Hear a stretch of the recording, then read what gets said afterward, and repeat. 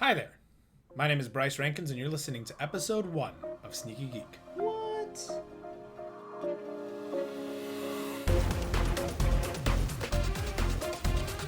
You're listening to Sneaky Geek. Sneaky Geek is your podcast to help you slip past the intentional and accidental gatekeepers of today's geek culture. From sci-fi to fantasy, books to video games, and everything in between. We're here to educate, celebrate, and contemplate all that the geek world has to offer. And now, Bryce Rankins and Bryan Romero. Hi, everybody. My name is Bryce Rankins, and this is my co-host, Bryan Romero. Hey, everybody. And this is Sneaky Geek, our first episode. First episode. The Fandom Menace. Not the special edition. Not the special edition. Give us 20 years. We'll see what's up. Yeah, 20 years. Be prepared for a lot of CGI in this podcast. Maybe an extra musical number? Maybe. Maybe we'll take out a really beloved musical number at the end and replace it and show planets that probably shouldn't have been still in existence after all that time. And include a clip of a well-beloved character from this episode that actually was hated. Are we going to have Jar Jar here? So before we get started, the first question you must ask yourself is, what is, by far, the worst behaved fandom? Homestuck! League of Legends players. Five Nights at Freddy's. The Doctor Who fandom. The Halo fandom. My Little Pony fan. I think Sherlock, actually. The, can I, combine them? Like the Super Hulakians? I think bronies are kind of awful. Then you gotta ask yourself, what's the best behaved fandom? Like Steven Universe? The Star Wars fandom versus the Star Trek fandom. Oh, cosplay. I think it's probably comic book fans, people who are really into comics. What makes the worst fandoms so bad? Oh, I actually started on blank season. You started on blank season? You should have started a blank season. They come in and just kind of act like they're entitled and they're the big cheese. Like, oh, you're a nerd, but are you part of Sherlocky Hooey, whatever the heck we are? They are over vocal about their weird obsession. Is this what everyone's gonna be like if I really get into this? The fans taking things out of control and kind of slandering other fans, because that's really prominent. Oh yeah, but you weren't there waiting 2 years when I was for every single. Yeah, you didn't have to deal with the hiatuses, so you're not a true fan. I feel like that's one of those fandoms where they're very excluding. But I believe that anybody can take it too far with any kind of fandom. People kind of look down on you for wanting to learn, for wanting to be a part of it. They put a bad stigma on adults watching cartoons. Not every adult viewer is a creep. Or they talk to them like they're idiots.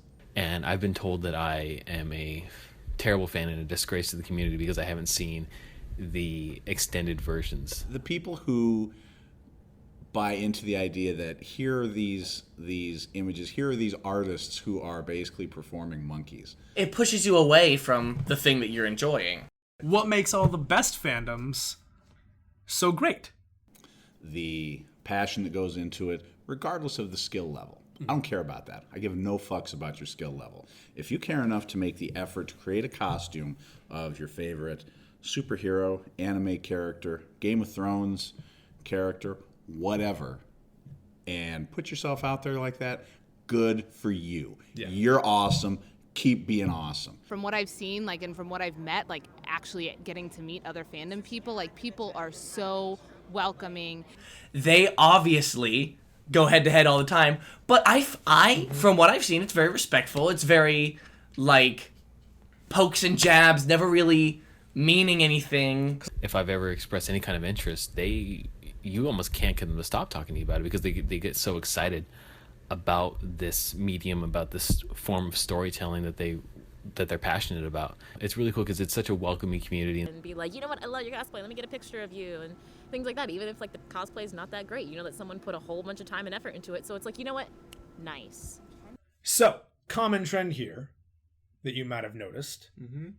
The best fandoms are the most welcoming, and the worst fandoms that everyone seems to be completely tired of are the ones with, barring the problem with MLP, are the ones with My Little Pony. Other than that, the ones that are pretty much the most disliked are the ones with fandoms with gatekeepers. You should explain a gatekeeper. A gatekeeper is a person who believes that they somehow have the complete and total ability to prevent you from entering a particular group or fandom. Yeah. In this case, there are a lot of people who will put themselves at this sort of forefront of mastery and knowledge of their fandom and say that they somehow can determine what is and isn't a quote-unquote true fan. True.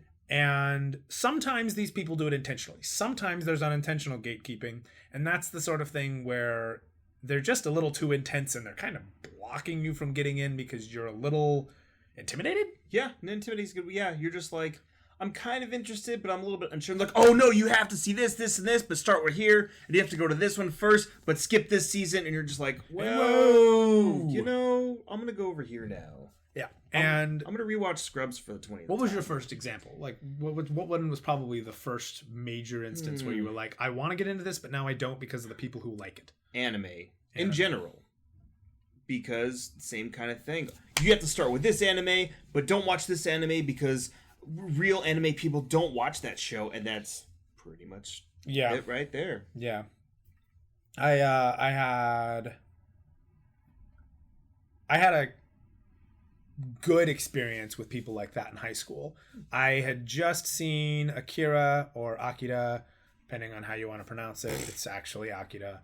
But I had just seen that, and I had seen the Dragon Ball series, and I said I like these shows, and this cool guy in my class in forensics in high school was like, oh dude, those are like terrible compared to some of the others. And I was like, yeah, but I really like them. And he's like, sure, and that's great, but you gotta see blah blah blah blah. And he gave me this big old list of anime to watch, and like he wound up becoming the president of the anime club, and then when he got too busy he passed that torch on to me, and then I was the president of the anime club. Nice. And it was a really sad time for my reputation, for sure, because this was high school in 2005, and that was not a time where being really into anime was cool. Whereas the coolest kid in my class for one of my periods when I was teaching, like, played that Naruto app like there was no tomorrow, as well as the DBZ app.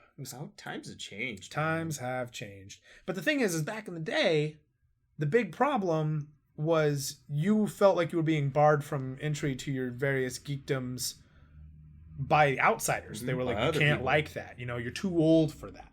Or that's really girly, or that's, or you're not macho enough for that sort of thing. That never happened. No one ever told me I wasn't macho enough to like a comic book. But now when I got into college, my big thing that I started to encounter were people that liked things to the point where it felt unhealthy, and I didn't necessarily want to be associated with those people. And those are the unintentional gatekeepers, the ones who were just a little too intense. They're not necessarily mean about it. They're not necessarily going to tell you that you're not a true fan, but like their level of enthusiasm is intimidating. It's hard, and it's hard because you got to find that middle ground where you say, I like this thing, or I think I'll like this thing, but you as the person approaching the fandom will have to think I like this thing, but you have to find somebody who likes it but doesn't like it to a level that it's a little bit scary, right? And you're worried that like, well, he likes it, if I get into this, am I gonna are people gonna associate me with that? And like, I hate thinking like that. I'd hate to be like, this guy likes what I like and I don't want to be associated with him. Like, that's really snooty. But it's true. It happens. There are times and you're like, I don't have that level of commitment. I don't have that level of commitment to, like, I feel like I'd have to change my whole personality just to like this show. And that's not okay. No, that's not okay either. So you got to find that middle ground between, I like this, but I'm welcoming, and I like also this encouraging and encouraging, but not intimidating. Yeah. So my big example, yours was anime. My first time really ever feeling this was Doctor Who. Yeah. Doctor Who. That's another big one. There was one particular guy in my college who was obsessed with Doctor Who. And he made improv miserable because he wouldn't stop with bad British accents. And he wouldn't stop suggesting the TARDIS for a location. He was the Michael Scott. Oh, it was worse. I worked for the Michael Scott of my college. This was way worse. He was so obnoxious, and there was so many things about him that drove me nuts that, like, by association, I couldn't do it. Mm-hmm. And then I moved into a place with my former roommates, Britt and Craig, and they were like, Bryce, you gotta watch Doctor Who. And I'm like, I don't know, Doctor Who people are kind of weird. And now you associate. And now I've associated, like, you know, somebody says, you gotta watch Doctor Who, I hear it as, Bryce, you gotta become this guy from college. And I'm like, no. And they're like, no, seriously, just sit down, get through 3 episodes. So I watched the first episode with Chris Eccleston. Mm-hmm. If you can get past that episode and deal with that plastic garbage bin eating Mickey, like, you can pretty much get through anything on that show. Yeah. I made it to the next episode, and then the next episode, and I was like, I really like these. And then I watched one of the last episodes of Tennant's Run, and I was like, God. Oh man, this show gets so good. So I dove in, and I watched. I binged like 4 seasons. I rarely have the attention span to binge anything. Mm-hmm. But I watched the crap out of it, and suddenly I was like, oh my God, I get it. I get how people could become obsessed with this show. You know, I get how people could love this show that much. Yeah. Which makes me a lot more understanding now of people who have that level of obsession that goes a little too far. I'm definitely that way with Steven Universe now. Uh-huh. You know, I'm sure that it's a little difficult for you to want to get into that show. Yeah, because I have no... Yeah, whatever. I'm sure I'll watch an episode or two, but... But, you know, that time, when you see somebody who's as intense of a fan as I am, but the thing is I went to Comic-Con and I met a bunch of other Steven Universe fans. Right. And many of them were really, really cool. Yeah. And many of them scared me the same way that Doctor Who fans do. Oh, okay. And you know what? I still love all of them because I understand that level. But when you're coming into a geek fandom and you've never been there before, you've never had that, like, oh my God, I have to get into this. I mean, if I walked into your room right now and you said, I'm going to introduce you to the world of Star Wars books, and then you showed me your bookshelf, I would be scared. There's way too many. There's way too many. I mean, the first time you gave me a stack of comics, it was probably 3 inches thick. Yeah. Which is probably good. Which is a good way to start, but now I get long boxes from you. Yeah, you do. But you're always excited now, but it took a while to get there. You got to ease into this sort of thing. So how do we go about easing people into this? Well, I think one of the first things you got to understand, and this is how the show's going to work. Have a podcast. You have a podcast you go listen to, which allows you to A, learn about it, or B, celebrate it. Either way, they're both good things. First, we'll talk about the industry. In most episodes, we'll talk about what's going on in that industry. We have a few people who work within various aspects of the industry who will be on our podcast as well. We got a bunch of different episodes, so a lot of people from a lot of different industries. Mm-hmm. And as well as just people who are hardcore experts, but also know how to not to be too extreme. Right. So first we talk about what's going on in the industry. So you kind of understand how this world comes to be from a sort of God perspective, right? And then we talk about the actual lore of the story. So, you know, some basic background, some minor story points that's not going to spoil too much, but it'll give you a good idea of what's going on. Yeah. So if you do, if you're doing Star Wars, we start with what's going on with Lucasfilm. We talk about Filoni, George Lucas, whoever's writing, Disney buyout, things like that. That's big stuff within. You talk about the actual universe, what's happening in the actual universe of things. So if we're talking Marvel, while we might have started with writers, then we talk about how it affects the greater Marvel Cinematic Universe or the Marvel Comics universe or what have you. Right. Then we will talk about projections of the future. We won't go too much into fan theories because what if we come up with a good fan theory and it doesn't end up happening? Then you'll be disappointed. Yeah. Or, yeah. Because we can talk for hours on that kind of stuff. Hours on theorizing. Nobody got time for that. No. And then that leaves us with the kind of personal, what does it do for the fandom? And that's the other side of the industry. Art is completed by the viewer sort of thing. So then we talk about what this means to fans and people like you.